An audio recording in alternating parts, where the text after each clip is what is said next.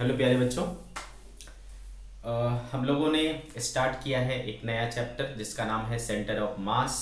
कल के लेक्चर में हमने सीखा कि सेंटर ऑफ मास होता क्या है और सेंटर ऑफ मास किसी टू पार्टिकल सिस्टम या एन पार्टिकल सिस्टम का कैसे निकालना है। ठीक है, देखो, जो सिस्टम ऑफ पार्टिकल है, ओके, सिस्टम ऑफ पार्टिकल जो है उसको बेसिकली आप क्या कर सकते हो, दो कैटेगरी में बांट सकते हो। एक एक बोल सकते हो जिसमें कि डिस्क्रीट पार्टिकल सिस्टम है, और एक बोल सकते हो कि कंटिन्यूअस बॉडी है, मतलब डिस्क्रीट बॉडी और कंटिन्यूअस बॉडी। ठीक है, इस तरीके से मैं दो कैटेगरी में बांट सकता हूँ। बॉडी को मैं दो कैटेगरी में बांट सकता हूँ, डिस्क्रीट बॉडी और कंटिन्यूअस बॉडी।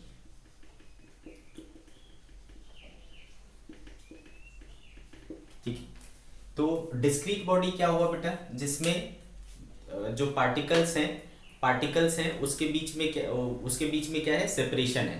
प्रॉपर आप प्रॉपरली देख सकते हो, हाँ, एक पार्टिकल यहाँ, एक पार्टिकल यहाँ, एक पार्टिकल यहाँ है, तो वो क्या हो गया, डिस्क्रीट बॉडी। ठीक है, जैसे कि हम लोगों ने एग्जांपल्स किया था भाई कि चार पार्टिकल, एक पार्टिकल यहाँ रख दिया, एक पार्टिकल यहाँ रख दिया, एक पार्टिकल यहाँ रख दिया, तो ये क्या हो गया, डिस्क्रीट बॉडी हो गया। ठीक है, ये क्या हो गया, डिस्क्रीट बॉडी। तो अभी तक जो हम लोग पढ़ते आ रहे थे वो क्या था, डिस्क्रीट बॉडी के लिए था। लेकिन अगर मैं ये पेन बोलूँ तो इसके पेन, इसमें जो पार्टिकल्स हैं वो कंटिन्यूअस हैं, है ना। आप एक पार्टिकल दूसरे पार्टिकल के बीच में डिस्टेंस नहीं बता सकते, है ना, डिफरेंशिएट नहीं कर सकते, हाँ भाई ये पार्टिकल यहाँ तक है और दूसरा पार्टिकल यहाँ से है, ऐसा बोल सकते हो, नहीं बोल सकते हो। तो अगर मैं ये पेन, ये रॉड, एक रॉड हो, एक पेन हो, ऐसा कुछ चीज़ हो, तो उसको हम क्या कहेंगे, कंटिन्यूअस बॉडी कहेंगे। ठीक है, तो डिस्क्रीट बॉडी में पार्टिकल अलग अलग होंगे, सेपरेट सेपरेट होंगे, कंटिन्यूअस बॉडी में कंटिन्यू रहेगा। आगे बात समझ में। तो हमने डिस्क्रीट बॉडी के लिए देखा कि क्या हम यूज करेंगे, हमने देखा है कि इसके लिए आर सेंटर ऑफ मास निकालना होगा, तो we will use the formula summation of M I R I equals to 1 to लेकर के एन तक, और integration M I equals to 1 to N तक। ये फॉर्मूला यूज करेंगे फॉर डिस्क्रीट बॉडी, है ना, डिस्क्रीट बॉडी के लिए ये यूज करेंगे। अगर कंटिन्यूअस बॉडी हुआ तो क्या करेंगे। ठीक है, तो चलो अब हमको पढ़ना है centre of mass of continuous system.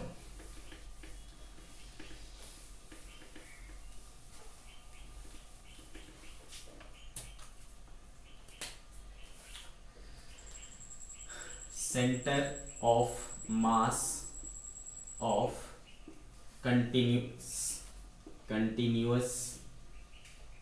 Mass distribution. ठीक है, centre of mass of continuous mass distribution. Mass अगर कंटिन्यूअसली डिस्ट्रीब्यूटेड हो तो आपको सेंटर ऑफ मास कैसे निकालना है। ठीक है, कैसे निकालना है, तो इसके लिए देखो बेटा, चूंकि हमने क्या पढ़ रखा है, we know that R centre of mass equals to in summation I equals to 1 to N M I R I upon summation M I equals to 1 to N.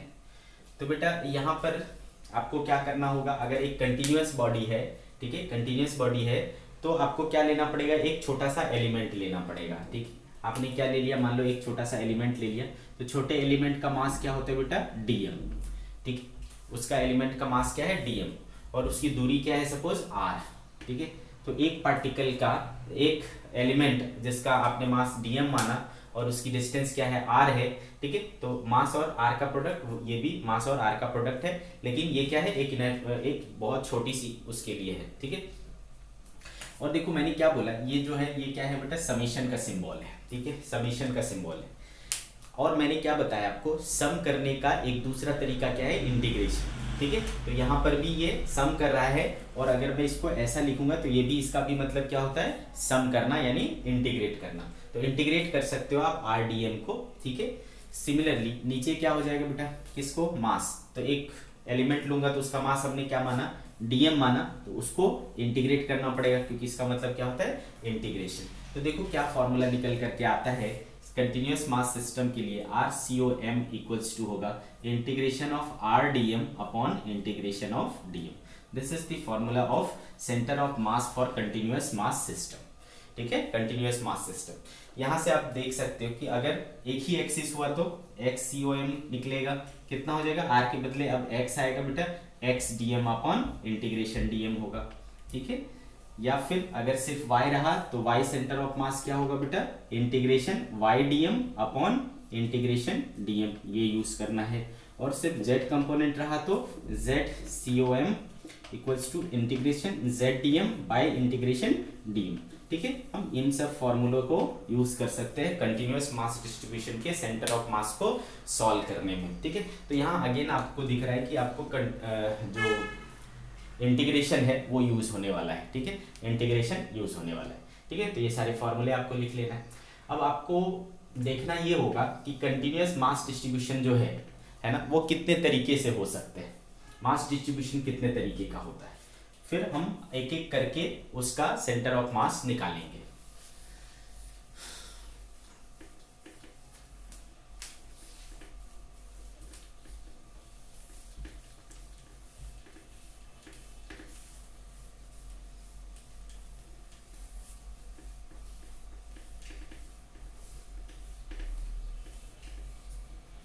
Continuous mass distribution का types of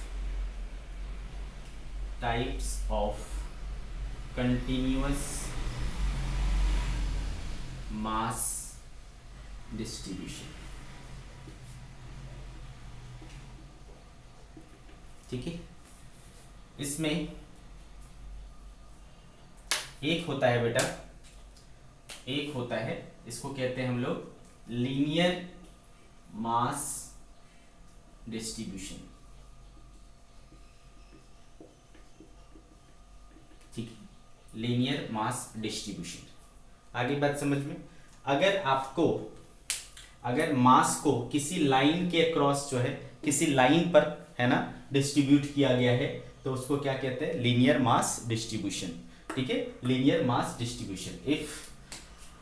if mass is uniformly distributed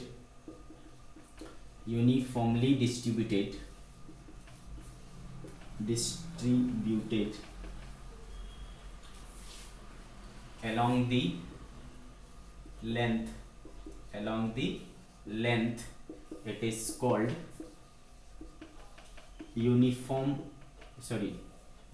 linear mass distribution,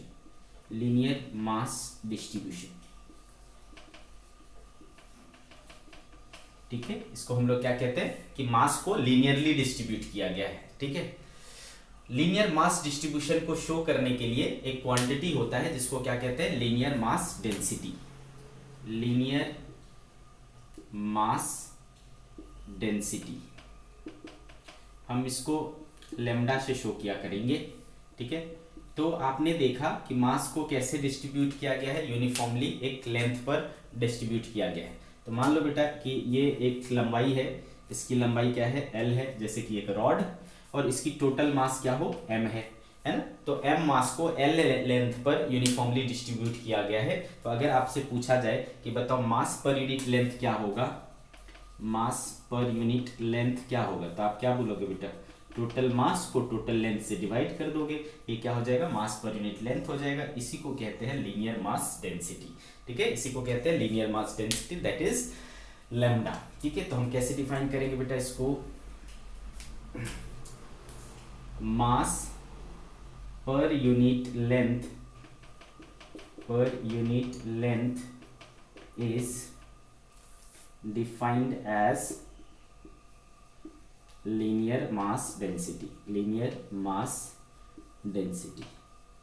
ठीक है बेटा। इसको हमने कहीं से denote किया, lambda से, तो लेमडा इक्वल्स टू क्या हो गया बेटा, total mass upon total length, ठीक है। इसका हम एसआई यूनिट देखें, एसआई यूनिट क्या हो जाएगा बेटा, मास का केजी, लेंथ का मीटर, तो केजी पर मीटर, ठीक है। डायमेंशनल फॉर्मूला देखें तो क्या हो जाएगा, मास का m और इसका l, तो ml माइनस वन, तो ये रही कहानी बेटा लीनियर मास डेंसिटी की। दूसरा तरीका होता है मास को डिस्ट्रीब्यूट करने का, सरफेस के अलावा, ठीक है।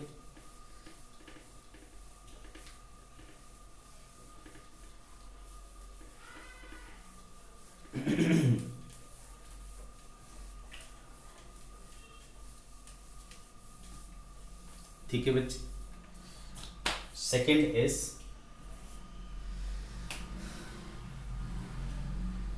Surface mass distribution.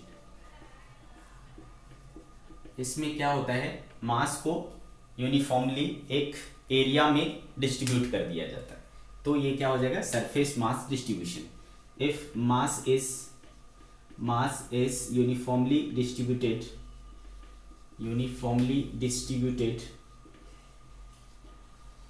over an area, it is called surface mass distribution,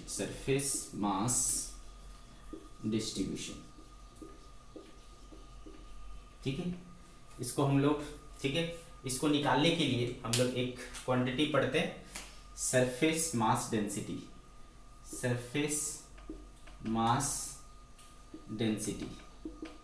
ठीक है। इसको अपन सिग्मा से शो कर सकते हैं। तो ये क्या हो जाएगा बेटा, तो मान लो एक एरिया है सपोज ए, और इस पर टोटल मास क्या है m। तो अगर आपसे पूछा जाए कि मास पर यूनिट एरिया क्या है बेटा, मास पर यूनिट एरिया क्या है, तो आप क्या बोलोगे, मास अपॉन एरिया, ठीक है। दिस इज क्या कहलाता है, sigma, surface mass density. So surface mass density is mass distributed per unit area, ठीक है। मास distributed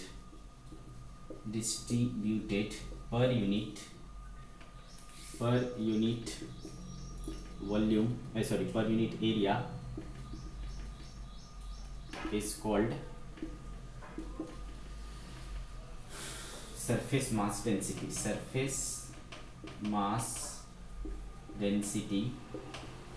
sigma, that is sigma equals to क्या हो जाएगा बेटा, m अपॉन ए, ठीक है, m अपॉन ए। या फिर आप इसको total mass upon total area करोगे तो ये निकल जाएगा, या फिर आप चाहो तो इसको dm बाई डी भी बोल सकते हो, ठीक है, dm बाई डी भी बोल सकते हो। तो अगर कभी आपको किसी एलिमेंट का निकालना होगा तो कैसे निकालोगे बेटा, dm बराबर क्या हो जाएगा, सिग्मा इंटू डी, ठीक है। इसके पहले वाले में हमने क्या पढ़ा था, lambda equals to m upon l, इसको आप dm अपॉन dl भी बोल सकते हो बेटा, ठीक है, dm अपॉन dl भी बोल सकते हो। तो देयरफॉर dm अगर निकालना होगा तो लेमडा dl हो जाएगा, ठीक है, लेमडा dl। लेमडा क्या है, मास पर यूनिट लेंथ, ठीक है। इसके पहले वाले में जहां लिखा था आपने वहां पर ये लिख लेना, dm क्या होता है, एलिमेंट का मास, ठीक है, इसकी जरूरत पड़ेगी हमें। तो ये हो गया बेटे, आगे बढ़ते हैं। तीसरा जो होता है थर्ड, अच्छा इसका ये क्या हो जाएगा, यूनिट क्या हो जाएगा, ऐसा यूनिट देखो, मास का केजी और एरिया का मीटर स्क्वायर, तो केजी पर मीटर स्क्वायर। डायमेंशनल फार्मूला क्या हो जाएगा बेटे, डायमेंशनल फार्मूला इज मास का m हो गया और l स्क्वायर, तो ml minus two, this is dimensional formula, ठीक है। तो ये हो गया सरफेस मास डिस्ट्रीब्यूशन। तीसरा होता है बेटा volume mass distribution, volume mass distribution.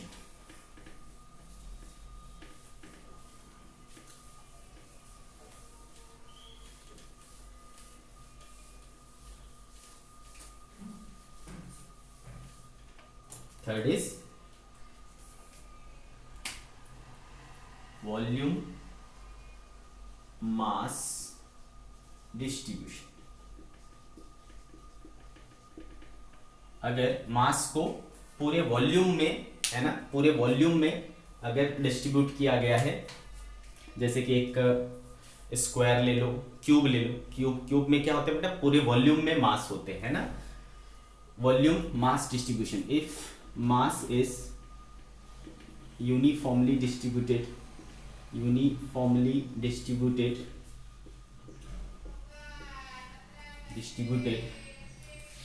in the entire volume, in the total volume, it is called volume mass distribution,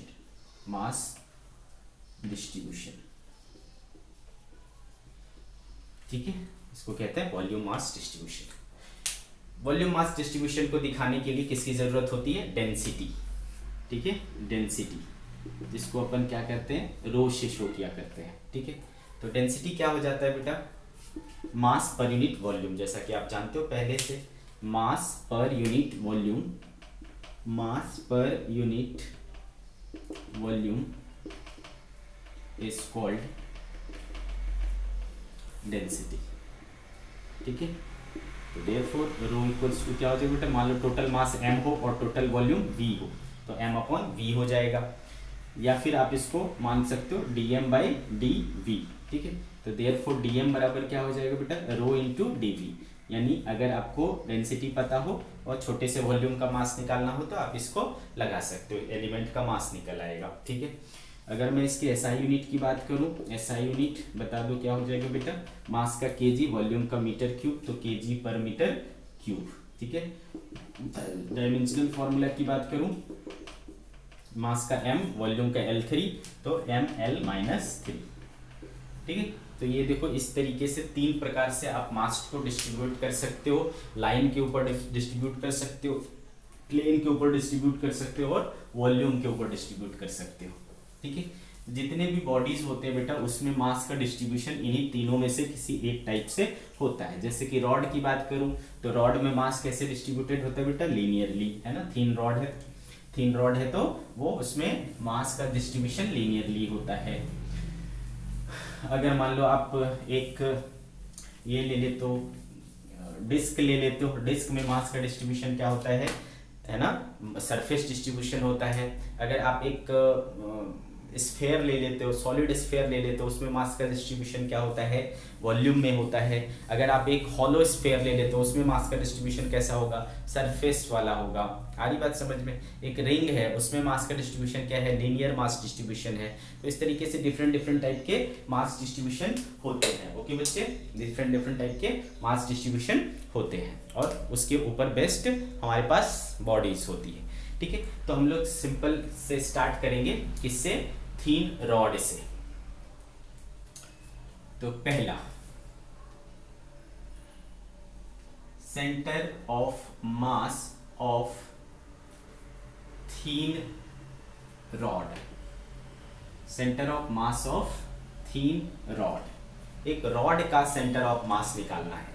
ठीक है, तो चलो बेटा, मान लो हमने एज्यूम कर लिया कि ये एक रॉड है। ठीक है, जिसमें अच्छा रॉड में आपको पता है कि मास डिस्ट्रीब्यूशन कैसा होगा? लैम्डा। तो let linear mass density, linear mass density is lambda. ठीक है, लीनियर मास डेंसिटी क्या है? लैम्डा है। ओके, ये चीज हमने देख लिया। मान लो बेटा हमने इसको एक्स एक्सिस बोल लिया और इसको वाई एक्सिस बोल लिया। ठीक है, तो क्या करना पड़ेगा अपने को? ये ओरिजिन हो गया बेटा, यहाँ से x डिस्टेंस जाओ और एक छोटा सा एलिमेंट काट लो। कितनी चौड़ाई का? dx चौड़ाई का। ठीक है, ये एलिमेंट काटना बहुत इंपॉर्टेंट है बेटा, इसको सीखना पड़ेगा आपको, आगे बहुत जरूरत पड़ेगा। x पे गए और dx का एक एलिमेंट ले लिया। ठीक है, तो क्या इस एलिमेंट का आप मास निकाल सकते हो? कितना एलिमेंट हुआ बेटा? दिस रॉड का एक छोटा सा हिस्सा है ना, जिसकी चौड़ाई कितनी है? dx है, उसका हमें मास निकालना है। तो चूंकि आपको ये एलिमेंट बहुत छोटा दिख रहा है तो इसका जो मास आएगा वो भी बहुत छोटा आएगा। कितना आएगा? dm आएगा। अभी आप चूंकि पढ़ चुके बेटा, सिंस लैम्डा बराबर आपने क्या दिखा था? dm बाई dl, है ना, mass per unit length, dm by dl। तो बताओ dm इक्वल टू क्या होगा बेटा? लैम्डा इंटू dl, जिसमें dl यानी लंबाई कितना है उस एलिमेंट का? dx यहाँ पर, है ना। तो dm इक्वल्स टू क्या हो गया बेटा? Lambda dx। ठीक है, तो हमें dm मिल गया बच्चे। आगे मेरी बात समझ में? अब बताओ, सिंस हमने क्या पढ़ा? देखो तो यहाँ पर x एक्सिस पर है तो सेंटर ऑफ मास किस पर आएगा? x एक्सिस पर आएगा। तो हमने क्या पढ़ा है? x सेंटर ऑफ मास का फॉर्मूला क्या आया था? देखो, integration x dm upon integration dm आया था बेटे। तो इंटीग्रेशन x dm कितना है? देखो, लैम्डा dx मिला। कहां से कहां तक इंटीग्रेट करोगे, है ना। तो ऐसे ऐसे एलिमेंट यहां से लेकर के यहां तक बहुत सारे बनेंगे बेटा। तो स्टार्ट कहां से करोगे? 0 से, और कहां तक होगा? L तक। इसकी लंबाई क्या है?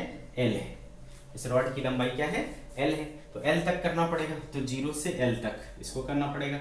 सिमिलरली नीचे क्या है बेटा, इंटीग्रेशन डीएम, डीएम कितना है, लेमडा डी एक्स, ठीक है, कहाँ से कहाँ तक, 0 से एल तक।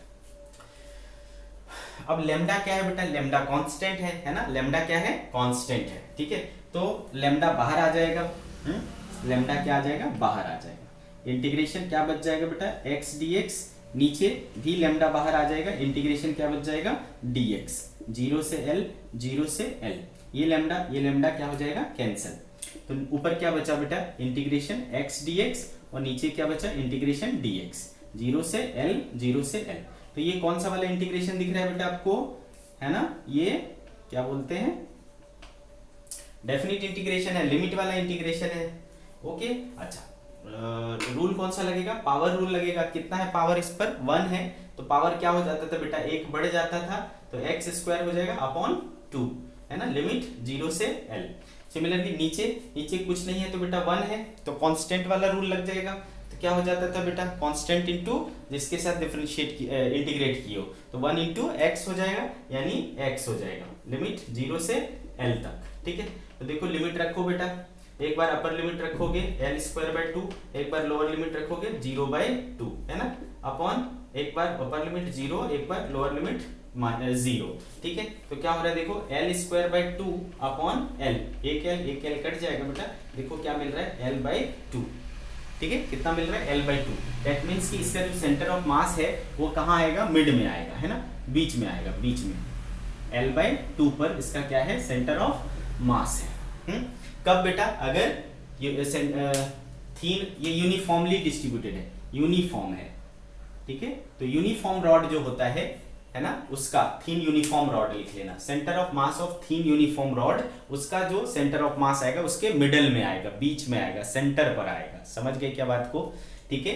यूनिफॉर्म रॉड रहेगा तो उसका जो सेंटर ऑफ मास आएगा वो कहाँ आएगा, मिडल में आएगा, क्लियर, ये चीज यहां से निकल के आ रहा है, क्लियर। अब बोलोगे sir Y centre of mass इसका क्यों नहीं निकला, जेड सेंटर ऑफ मास क्यों नहीं निकला, क्योंकि हम इसके थिकनेस को क्या मान रहे हैं बेटा, नेग्लिजिबल मान रहे हैं, थिकनेस नहीं के बराबर मान रहे हैं, ओके। आगे कहानी समझ में, तो इस तरीके से आप सेंटर ऑफ मास रॉड का निकालना सीख गए। अच्छा, अब आप बोलोगे कि अगर यूनिफॉर्म नहीं रहा तो क्या होगा, है ना, सेंटर ऑफ मास ऐसे रॉड का अगर निकालना हो जो कि यूनिफॉर्म नहीं है, मतलब कहीं से मोटा है कहीं से पतला है ना, इस तरीके से, कहीं पर उसकी जो मास डेंसिटी है वो ज्यादा है और कहीं पर मास डेंसिटी उसकी कम है, तो वो क्या हो जाएगा बेटा, यूनिफॉर्मली डिस्ट्रीब्यूटेड नहीं हुआ, वो नॉन यूनिफॉर्मली डिस्ट्रीब्यूटेड हुआ, लेकिन मास तो कंटिन्यूअस है ना, कंटिन्यूअस है, लेकिन कहीं मोटा है और कहीं पतला है। तो उसमें आपको मास डिस्ट्रीब्यूशन का वेरिएशन कैसे होगा वो बता देगा आपको। जैसे कि एग्जांपल के तौर पर हम लें, एक एग्जांपल करते हैं,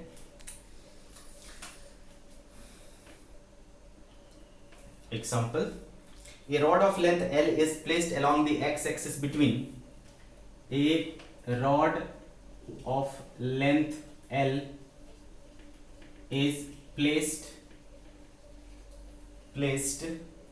along the x-axis,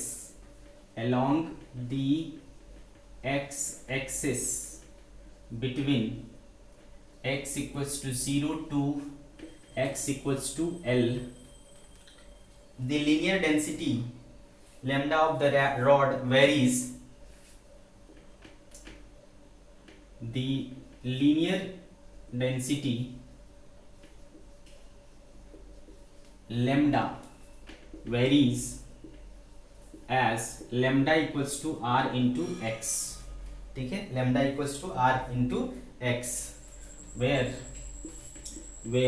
r constant है, r क्या है बेटा, कांस्टेंट है। Find the position of the centre of mass, find the position of centre of mass of the rod का सेंटर ऑफ मास क्या होगा, ठीक है, ये चीज अपने को निकालना है। तो बेटा यूनिफॉर्मली डिस्ट्रीब्यूटेड होगा अगर लेमडा कांस्टेंट होगा, अगर लेमडा वेरिएबल हो गया तो नॉन यूनिफॉर्मली डिस्ट्रीब्यूटेड हो गया। तो पहले लेमडा क्या होता था, कांस्टेंट, यहाँ पर लेमडा देखो x पर डिपेंड कर रहा है, तो इसका मतलब यहाँ पर जो लीनियर मास डेंसिटी है वो वेरिएबल है, मतलब नॉन यूनिफॉर्म डिस्ट्रीब्यूशन है। तो ऐसे सिचुएशन में हम कैसे निकालें, बिल्कुल तरीका हमारा सेम रहेगा, ठीक है, तरीका क्या रहेगा, सेम रहेगा। ये देखो हमारा रॉड है, ठीक है, ये मान लो x एक्सिस, ये मान लो y एक्सिस, है ना बेटा। लेमडा बदल रहा है, कोई दिक्कत नहीं हमको, ठीक है। तो हम क्या किए बेटा, यहाँ से चले गए, कहाँ चले गए, x पर चले गए और एक छोटा सा एलिमेंट ले लिया dx, ठीक है। इसकी चौड़ाई कितनी है, dx है। तो बेटा इस जगह पर x पर लेमडा की वैल्यू क्या रहेगी, गिवन है r इंटू एक्स, ठीक है। कितना है यहाँ पर लेमडा की वैल्यू, r इंटू एक्स है। तो इसका जो इस एलिमेंट का मास होगा dm, तो अभी अभी देखे थे आप बेटा, सिंस dm इक्वल्स टू क्या होता है बेटा, लेमडा इंटू dx होता है। और लेमडा कितना है अभी, r इंटू एक्स और dx, तो dm कितना हो गया, rx dx हो गया। अब आप देख पा रहे हो कि x एक्सिस पर निकलेगा सेंटर ऑफ मास, तो since x centre of mass equals to आपने क्या पढ़ा हुआ है ना, x dm upon integration dm, ठीक है। तो इंटीग्रेशन x कितना है बेटा, x है, और dm देखो कितना है, rx dx upon integration dm again कितना है, rx dx, है ना। कहां से कहां तक इंटीग्रेट करना पड़ेगा बेटा, ये x इक्वल्स टू 0 है और ये क्या है, x इक्वल्स टू l है। तो x इक्वल्स टू 0 से लेकर के x इक्वल्स टू l तक, 0 टू l तक आपको क्या करना पड़ेगा, इंटीग्रेट करना पड़ेगा।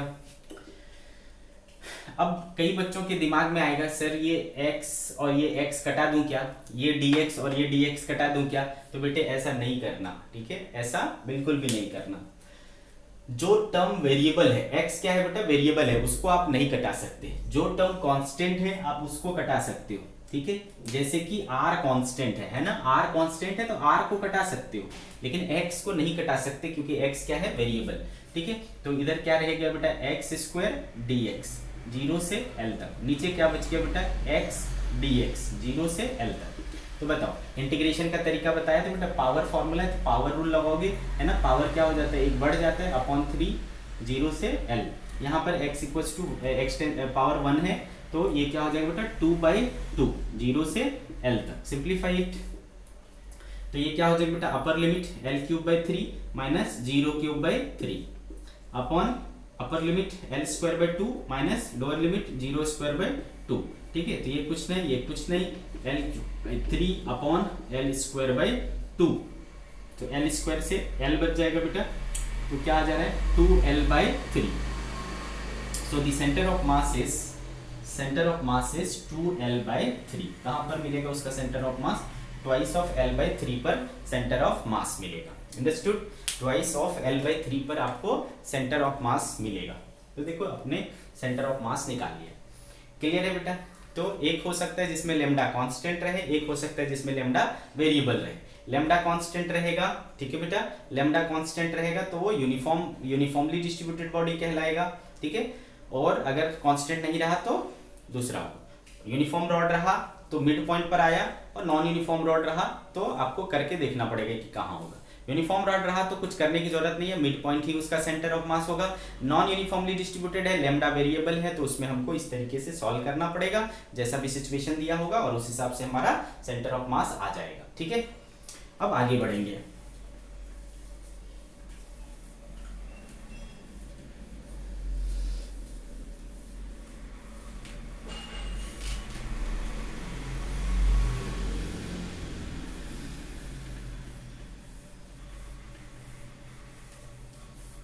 ठीक है, next is second type is centre of mass of semi circular ring, uniformly distributed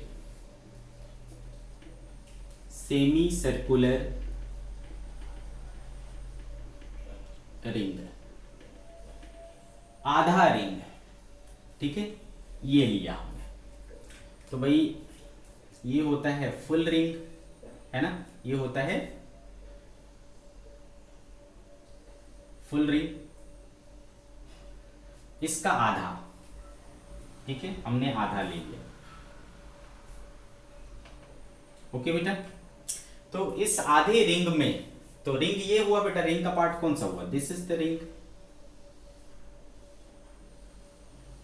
है ना। रिंग आपने देखा है, आधा रिंग है ये, है ना, जैसे ये चीज है इसका आधा। तो इसमें देखो ये मास कहाँ है, ये मास इस लाइन पे है ना, इस बाउंड्री पर है, मास कहाँ है, इस बाउंड्री पर है। तो मास का डिस्ट्रीब्यूशन कैसा है, तो ऑब्वियसली आपको दिख रहा है ये लाइन है ना, रिंग का लाइन है, उसी पर तो मास होगा ना, सब जगह कहते तो नहीं होगा, है ना। तो मास का डिस्ट्रीब्यूशन लाइन पर है, मतलब लीनियर मास डिस्ट्रीब्यूशन है यहाँ पर, है ना। ये कौन सा केस है बेटा, लीनियर मास डिस्ट्रीब्यूशन का केस है। तो मान लिया let lambda be the linear mass density, linear mass density, क्योंकि यूनिफॉर्मली है तो लैम्डा कांस्टेंट रहेगा, कोई टेंशन नहीं है आपको, ठीक है, ऐसा कर लिया आपने। अब इसका मुझे सेंटर ऑफ मास निकालना है। अब देखो बेटा मैंने क्या किया, इस तरीके से एक्सिस बनाया, कोऑर्डिनेट सिस्टम बनाया, इधर एक्स एक्सिस लिया, इधर वाई एक्सिस लिया, ये मिड पॉइंट है इसका, ठीक है, ये इसका रेडियस है ना, ये इसका क्या है, रेडियस है, ओके, ये इसका रेडियस है। तो कैसे करें इसका सेंटर ऑफ मास कैसे निकालें, तो अपने को क्या करना पड़ेगा, अपने को क्या करना पड़ेगा कि अगर मैं ऐसा करूं,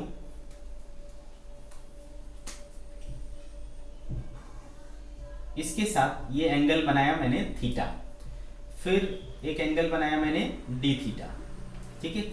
तो ये छोटा सा पोर्शन कवर हो गया बेटा, दिस पोर्शन, ये पोर्शन कवर हुआ है ना। तो इस रिंग का एक छोटा सा पोर्शन कवर हो गया है ना। वो रिंग का जो छोटा सा पोर्शन है वो यहाँ पर कितना एंगल बना रहा है, डी थीटा बना रहा है, ध्यान से सुनना, ठीक है। कितना एंगल बना रहा है, डी थीटा बना रहा है। ये भी क्या है बेटा, रेडियस ही है, दिस इज ऑल्सो रेडियस, ठीक है। तो बताओ क्या आप इस रिंग की ये लंबाई निकाल सकते हो बेटा, यस, आप ये रिंग की लंबाई निकाल सकते हो, है ना। एक छोटी सी लंबाई है, इसको क्या बोलूंगा मैं, है ना, देखो ये आर है, ये डी थीटा है, तो एंगल वाला कॉन्सेप्ट लगाओ, है ना। एंगल क्या होता था बेटा, ये मान लो एल है, तो डी थीटा बराबर क्या होता था, length of arc upon radius हुआ करता था, तो लेंथ ऑफ आर्क बराबर क्या हो जाएगा बेटा, आर डी थीटा।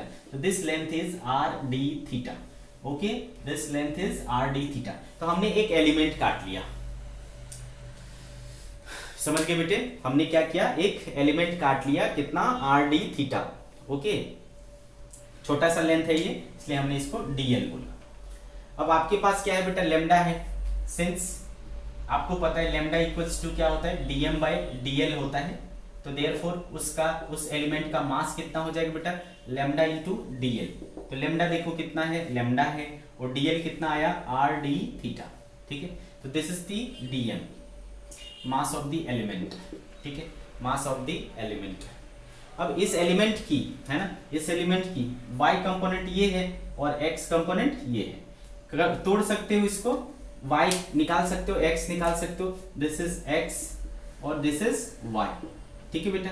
तो आप देखो x बराबर क्या लिख सकते हो, r cos थीटा, है ना, तोड़ोगे r को तो r cos थीटा हो जाएगा, और इधर तोड़ोगे तो क्या हो जाएगा बेटा, r sin थीटा। तो y component is r sin theta and x component is r cos theta.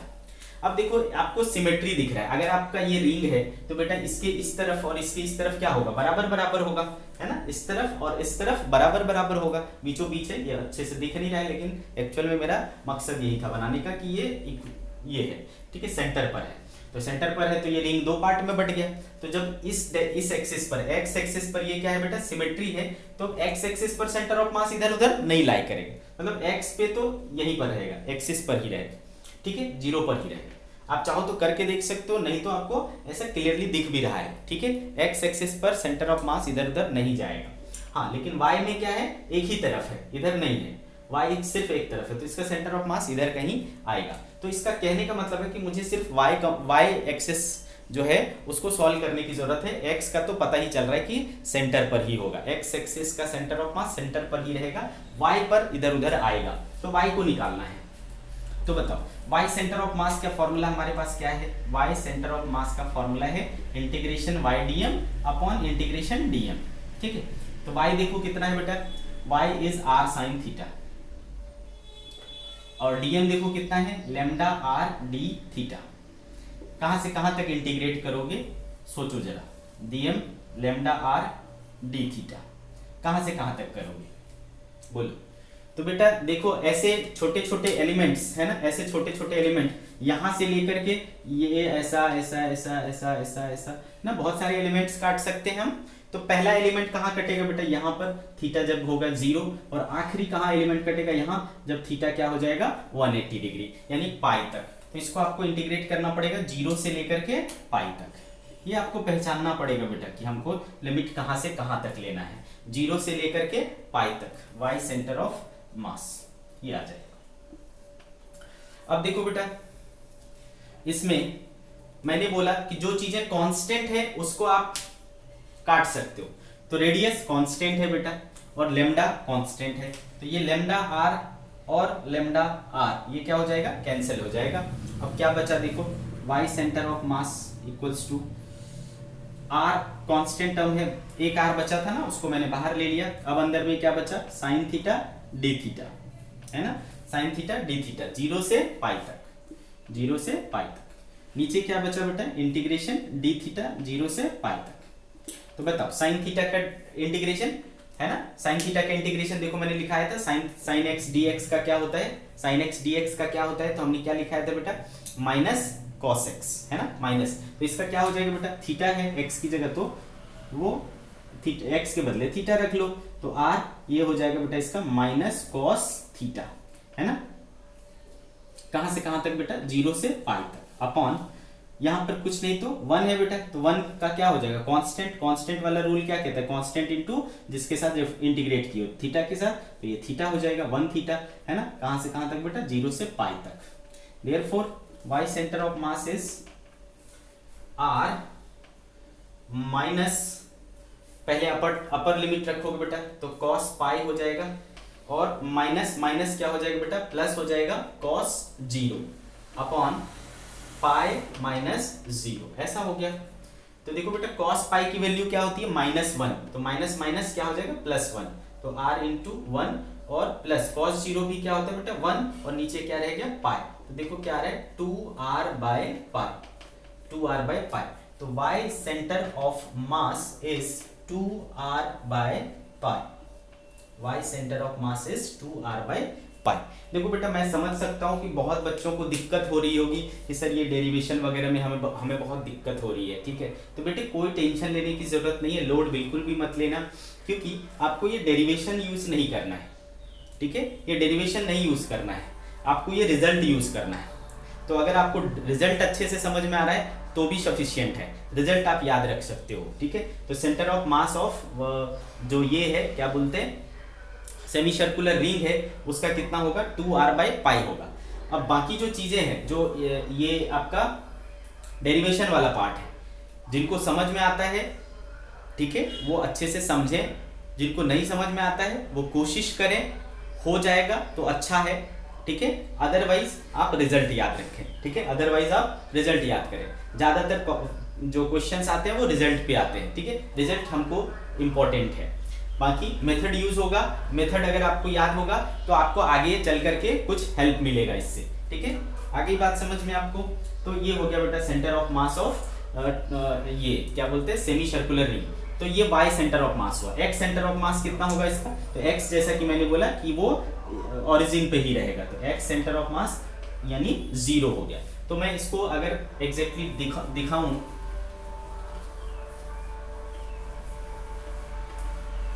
तो हमारे पास है ना, जो सेमी सर्कुलर रिंग होगा बेटा, सेमी सर्कुलर रिंग होगा, उसका सेंटर ऑफ मास, इसका मतलब क्या हुआ, ये कहीं इधर आएगा, है ना, यहाँ पर कहीं आएगा सेंटर ऑफ मास, जिसका x कंपोनेंट क्या है 0 और y कितना है 2r by pi. This is the coordinate of centre of mass of semi circular ring, है ना।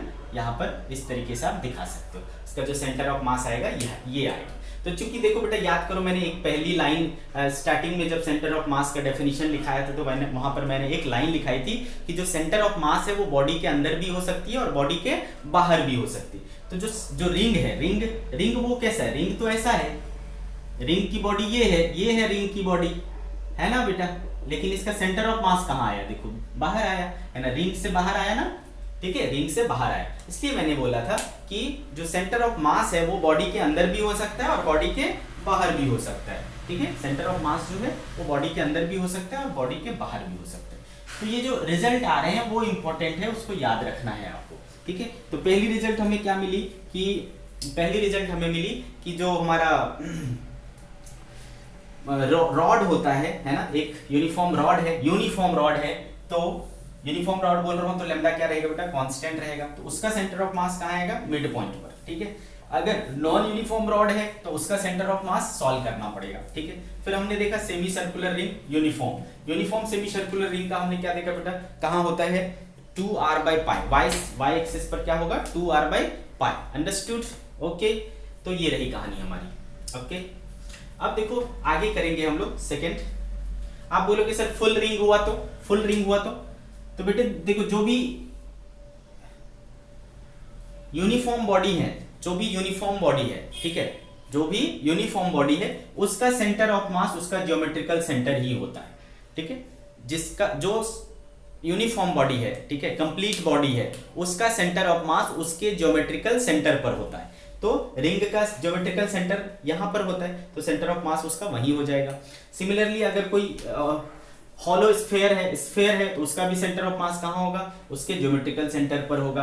कोई सॉलिड स्फेयर है तो उसका सेंटर ऑफ मास कहाँ होगा, उसके ज्योमेट्रिकल सेंटर पर होगा।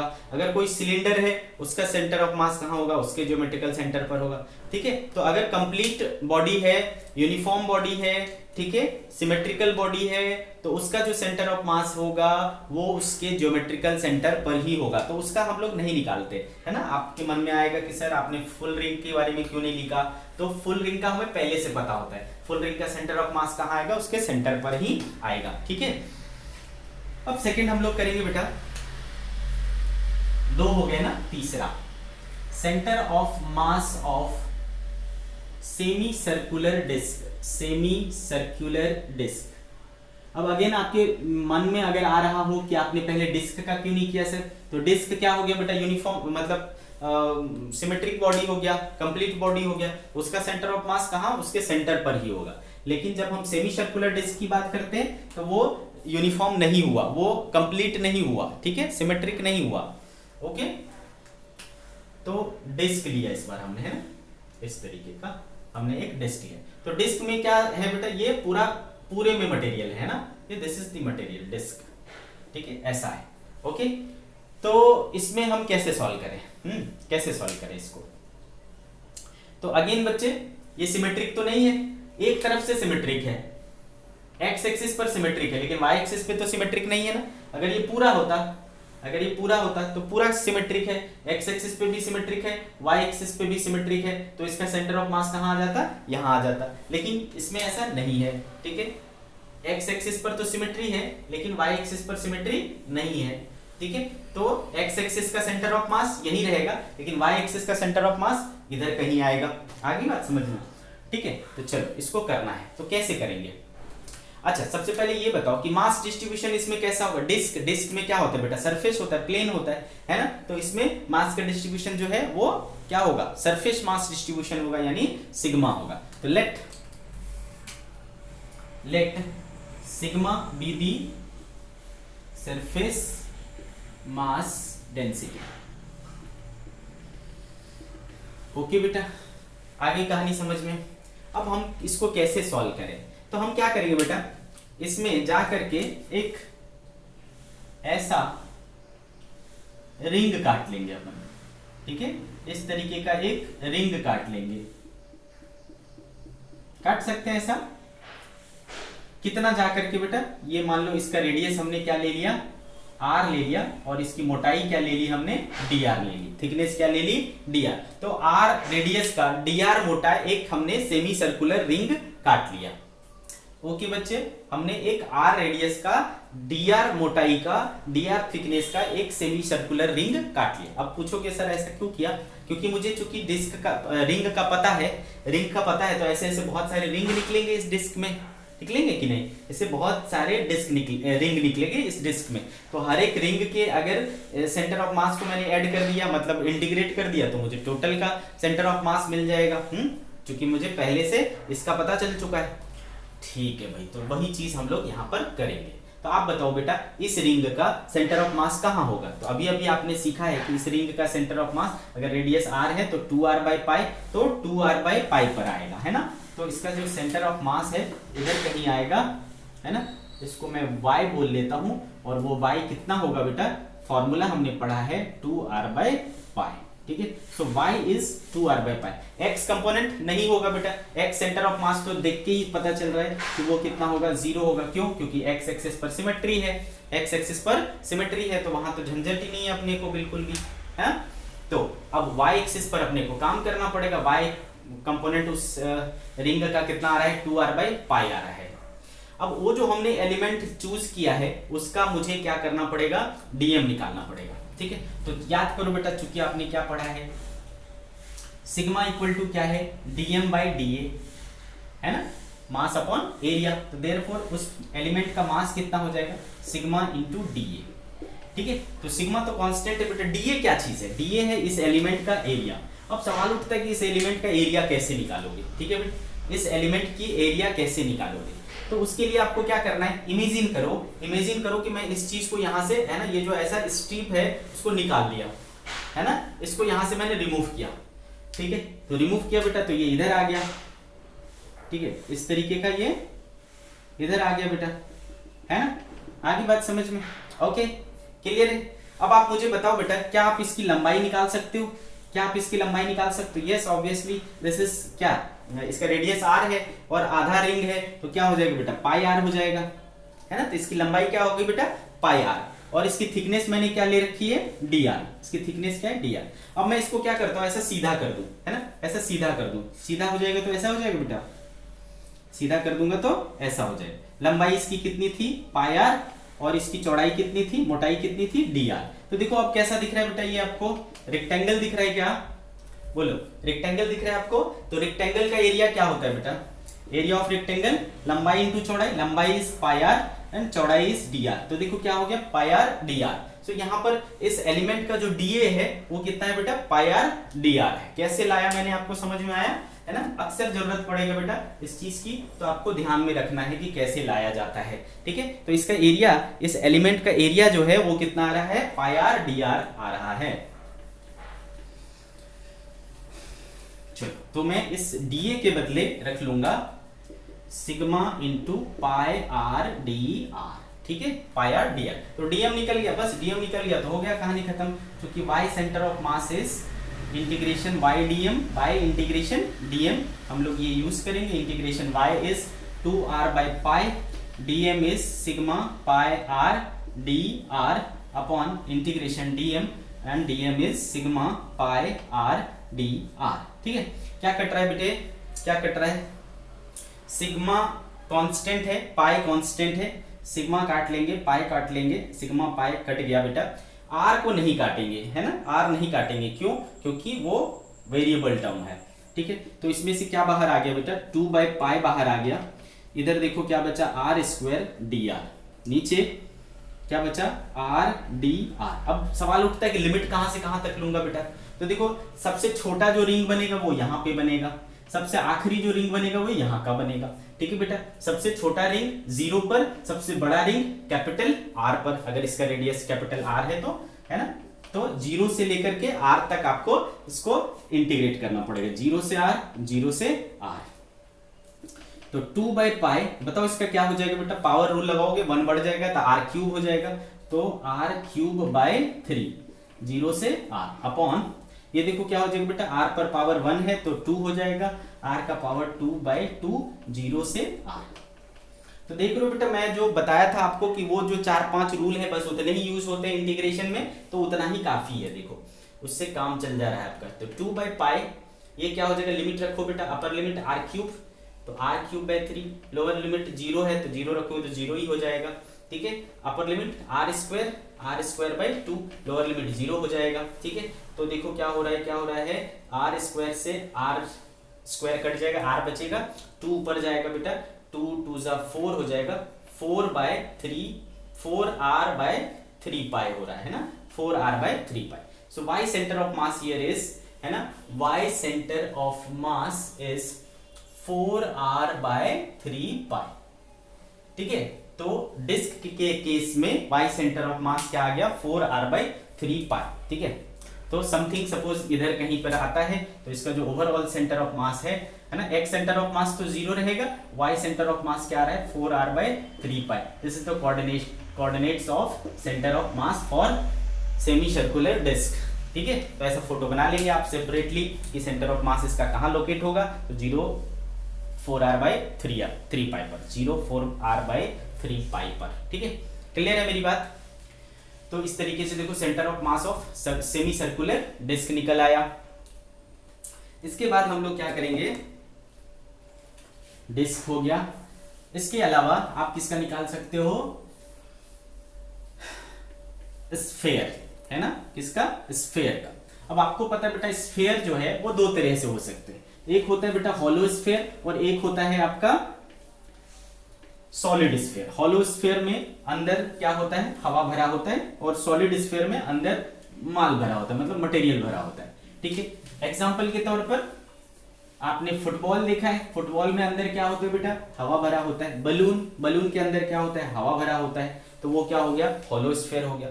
फिर अगर आपने वो देखा होगा क्रिकेट वाला बॉल, क्रिकेट वाली बॉल, भारी वाली जो बॉल होती है उसमें पूरा भरा होता है ना, पूरा अंदर तक भरा होता है, ठीक है। तो वो क्या हो गया, सॉलिड स्फेयर हो गया, है ना। जैसे कि आपने कोई ग्लास वाली वेट बॉक्स होती है, वेट होती है राउंड शेप का, वो क्या है, सॉलिड स्फेयर है ना। तो आपको समझना है सॉलिड स्फेयर और हॉलो स्फेयर।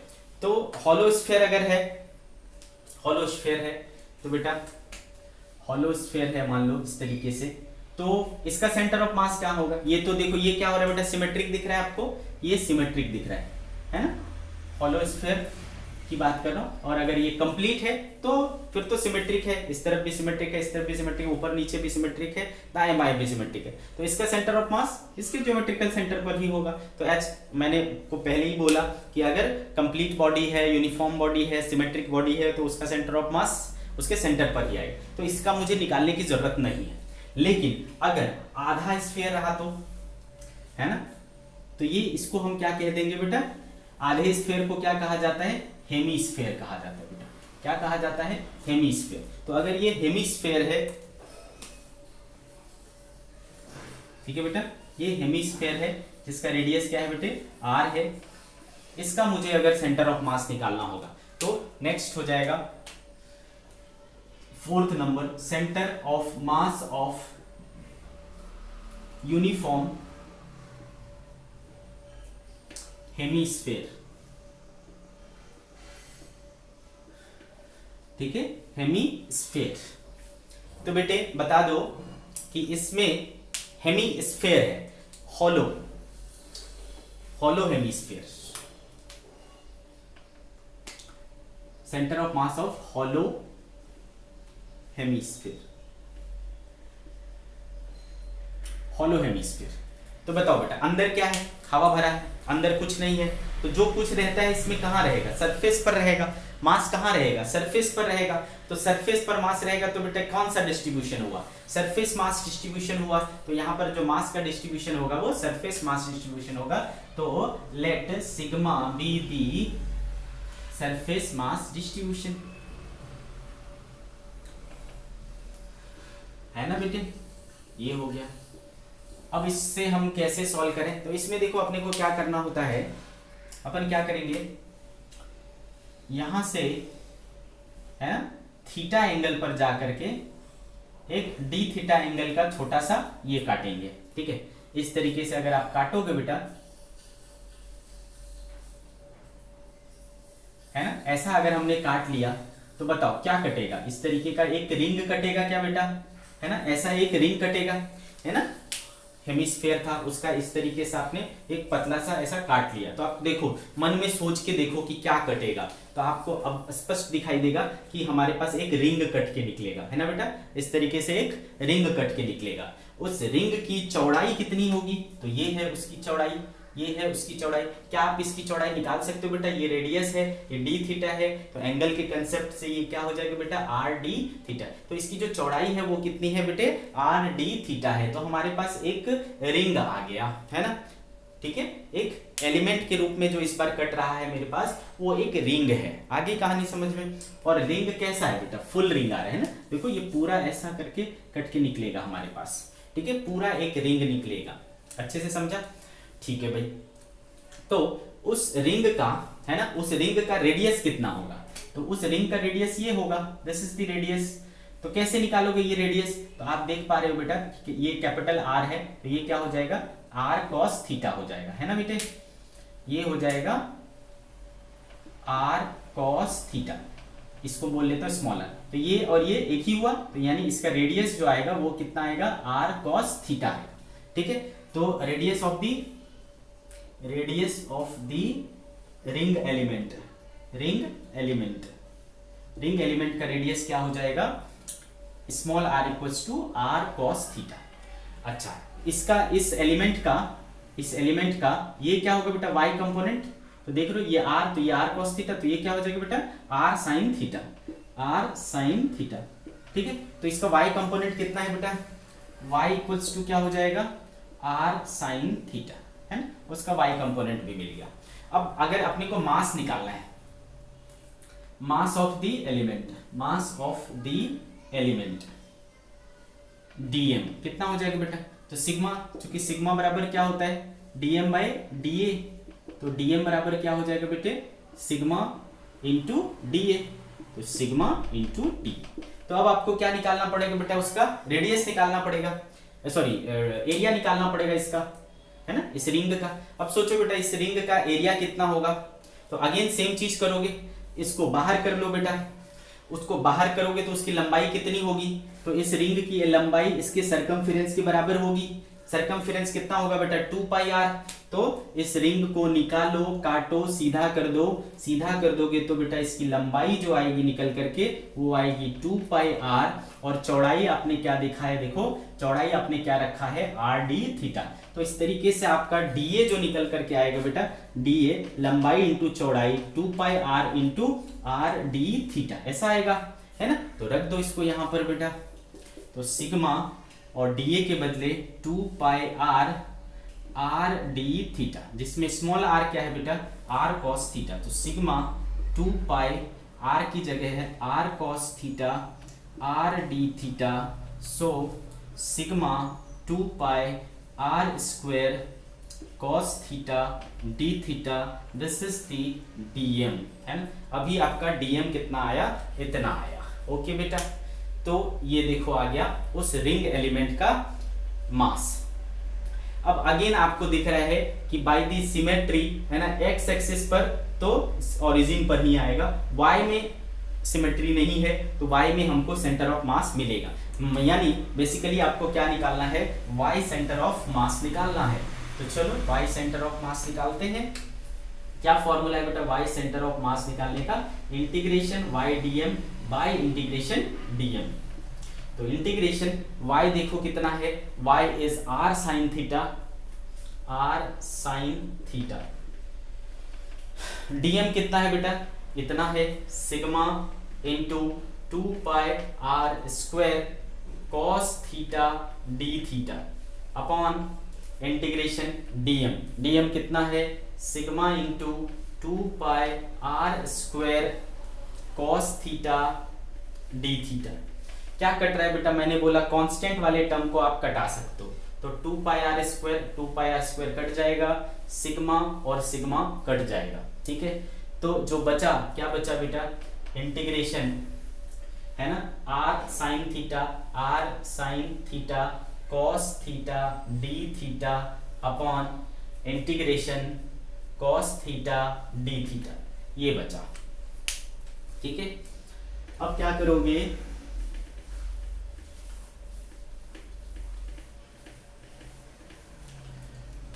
ठीक है बच्चे। तो आर चूंकि कांस्टेंट है मैंने बाहर कर लिया, अंदर बचा sign theta cos theta D theta upon integration cos theta D theta, ठीक है। तो बेटा मैं क्या करता हूं, 2 से अगर यहां पर मल्टीप्लाई और डिवाइड कर दूं चलेगा, है ना।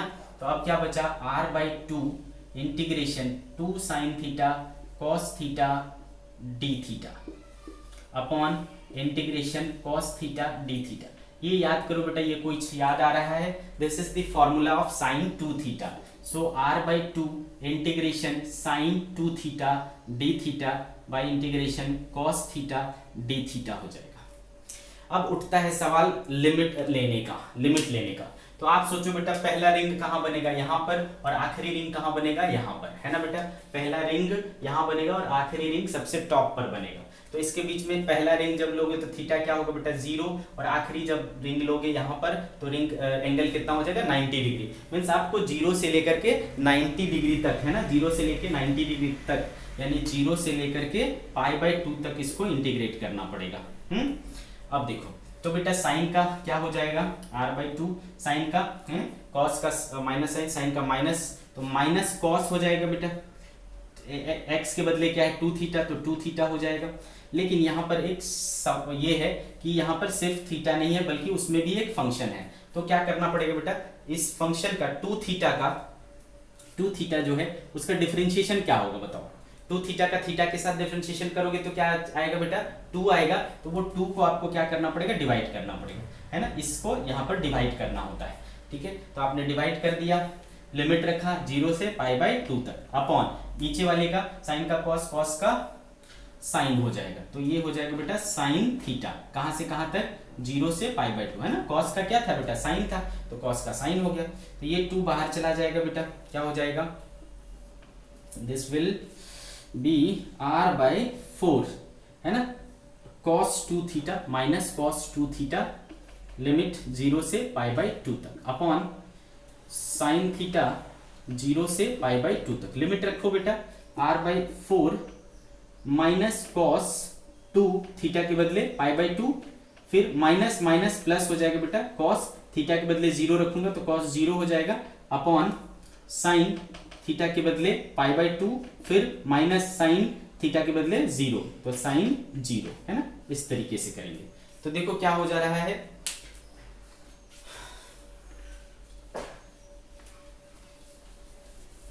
तो बेटे ये 2 और ये 2 कैंसिल हो जाएगा, बचेगा क्या? पाई। कॉस पाई की वैल्यू होती है -1, -1 इंटू -1 क्या हो जाएगा? +1, तो r/4 दिस इज +1, और प्लस cos 0 की वैल्यू भी होता है +1, अपॉन साइन π/2 क्या होता है? 1, और साइन 0 क्या होता है? 0, तो ये तो हो गया 1, तो r/4 इंटू 2, तो क्या बच जाएगा बेटा? r/2। So y centre of mass is r/2, ठीक है? तो हेमिस्फीयर, हॉलो हेमिस्फीयर के केस में सेंटर ऑफ मास जो होता है वो होता है r/2। हॉलो हेमिस्फीयर के केस में सेंटर ऑफ मास जो होता है वो रेडियस के बीच में होगा, मतलब यहाँ कहीं होगा, बीचों बीच, ठीक है? रेडियस के मिड में, क्लियर है? Bye centre of mass. तो आज हमने क्या क्या पढ़ा बेटा? रॉड के लिए पढ़ा, रॉड अगर यूनिफॉर्म है तो उसके मिड पॉइंट पर होगा रॉड। फिर हमने पढ़ा रिंग, सेमी सर्कुलर रिंग, अगर यूनिफॉर्म सेमी सर्कुलर रिंग है तो 2r/π। फिर हमने पढ़ा डिस्क, सेमी सर्कुलर डिस्क अगर है, यूनिफॉर्म है तो उसका सेंटर ऑफ मास कहाँ आएगा? 4r/3π पर। फिर हमने देखा हेमिस्फीयर, हॉलो हेमिस्फीयर है तो उसका कहाँ आएगा? r/2। इस तरीके से आपको इनके जो रिजल्ट हैं वो बेसिकली याद रखने, वो बहुत इंपॉर्टेंट है, ठीक है? इसके जो मेथड है वो याद हो जाए, वो अगर आप कर पाओ तो बहुत अच्छी बात है, बहुत फायदा मिलेगा आपको, और नहीं भी कर पाओ तो कोशिश करो, और फिर भी नहीं होता है तो at least remember the result. Okay, तो आज की सभा हम लोग यही समाप्त करते हैं बेटे, कल हम लोग और कुछ नई चीजें सीखेंगे, ठीक है? Bye bye.